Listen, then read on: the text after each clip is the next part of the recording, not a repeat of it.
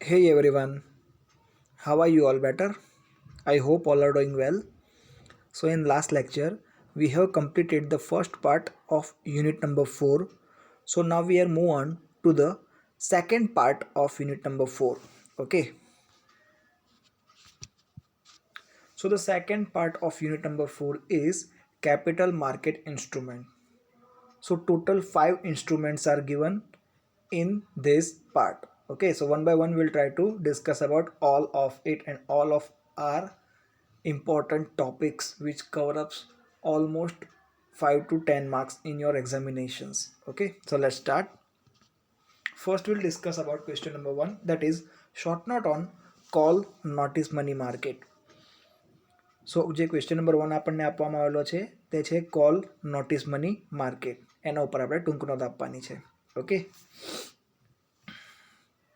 Call money deals in overnight fund. Call money સામાન્ય રીતે overnight ફંડમાં ડીલ કરતું હોય છે. While notice money means deals in fund for 12 to 15 days. અને જે નોટિસ મની હોય છે એ સામાન્ય રીતે આપણને 12 થી 15 દિવસના સમયગાળામાં ડીલ કરતું જોવા મળે છે. Money at short notice is for the maturity of up to 14 days. અને જે પણ શોર્ટ નોટિસ મની હોય છે એની સામાન્ય રીતે મેચ્યુરિટીનો સમયગાળો 14 દિવસનો હોય છે. While money for the higher maturity is known as interbank deposit. અને જે પણ આપણને હાઈ મેચ્યુરિટીવાળા મની જોવા મળે છે એને આપણે ઇન્ટરબેંક ડિપોઝિટ્સ કહીએ છીએ. Okay, now we have given the objectives of call money market and term money market. So these are the objectives. Number 1, these transactions are majorly carried out between banks or between the financial institution. એટલે કે આજે call money અને notice money જે transaction છે એ સામાન્ય રીતે બેંકવાળા અને જે ફાઇનાન્શિયલ ઇન્સ્ટિટ્યુશન્સ છે એ કરતા હોય છે.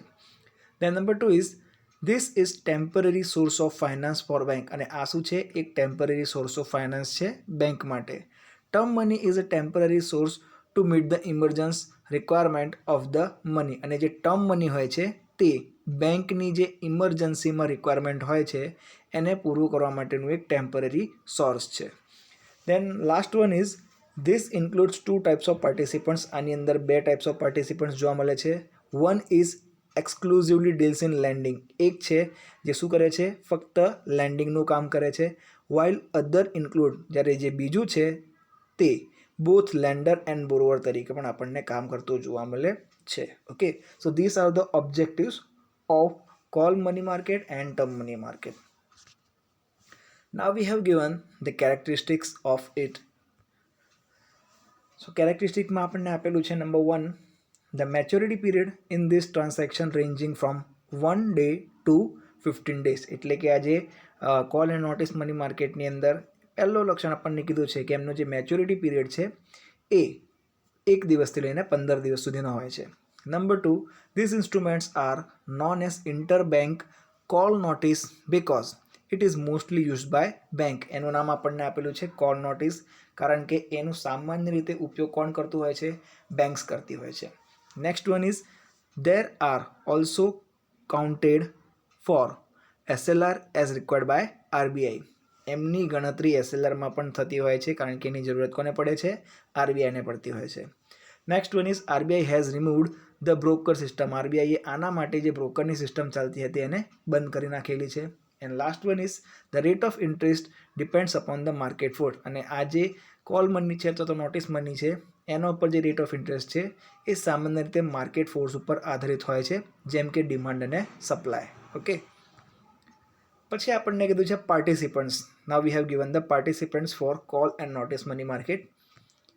સો here they are scheduled and non-scheduled bank, foreign banks, LIC, UTI, GIC, IDBI and other financial institutions are the participants. એટલે કે આની અંદર આપણને scheduled, non scheduled bank, foreign bank, LIC, UTI, GIC, IDBI અને જે બીજી પણ નાણાકીય સંસ્થાઓ છે એમનો સમાવેશ પાર્ટિસિપન્ટ તરીકે કરી શકાય છે.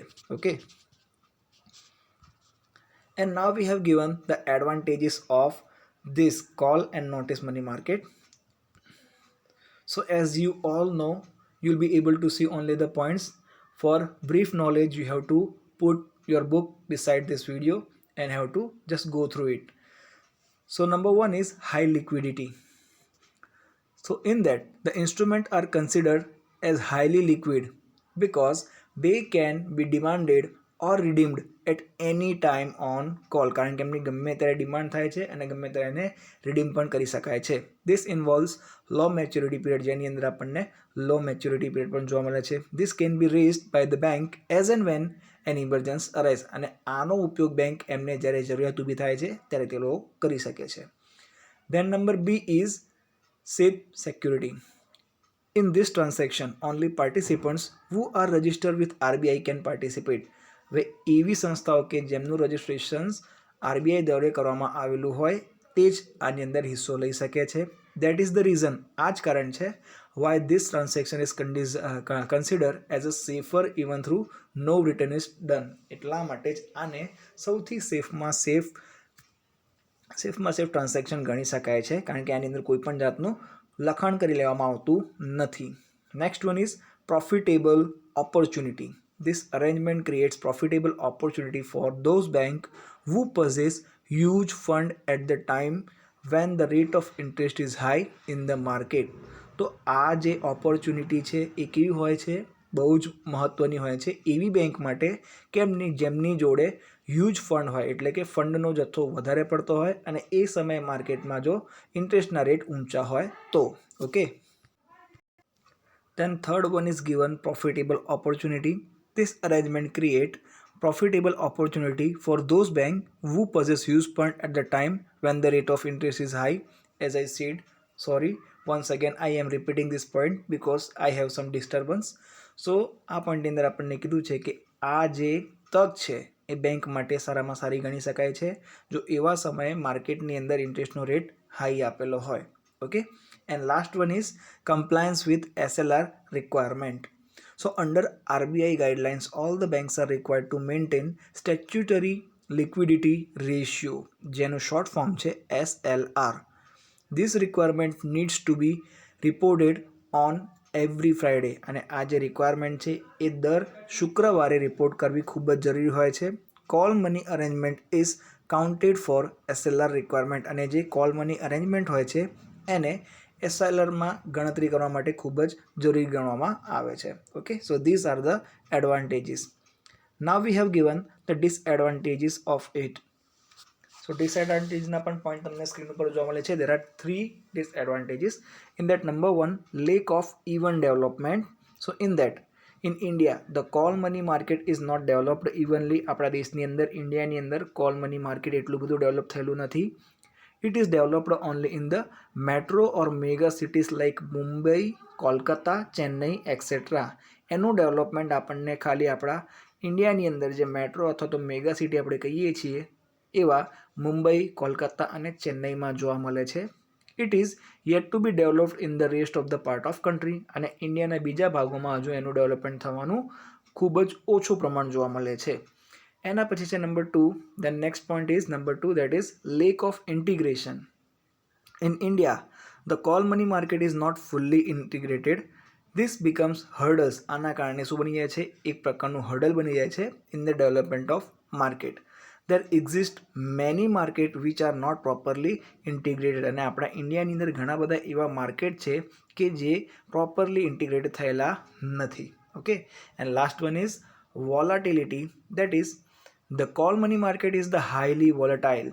The rate of interest in the call money market varies from center to center. એટલે કે જે ઇન્ટરેસ્ટનો દર છે, વ્યાજનો દર છે એ દરેકે દરેક માર્કેટની અંદર આપણને બદલાતો જોવા મળે છે. And from season to season, અને જેટલી પણ સિઝન્સ ચેન્જ થાય છે એના અકોર્ડિંગ એ રેટમાં પણ આપણને ઘણો બધો વધારો ઘટાડો જોવા મળે છે. એટલા માટે કહેવામાં આવે છે કે the call money market is highly volatile. Okay, so that's it about the question number 1 of short note of call and notice money market. અહીંયા આપણો ક્વેશ્ચન નંબર 1 પૂરો થાય છે. If you have any kind of doubts or any kind of query, please let me come to know. Comment in the comment box. We'll see you in the next lecture. Till then, read hard, study hard. Bye bye and take care.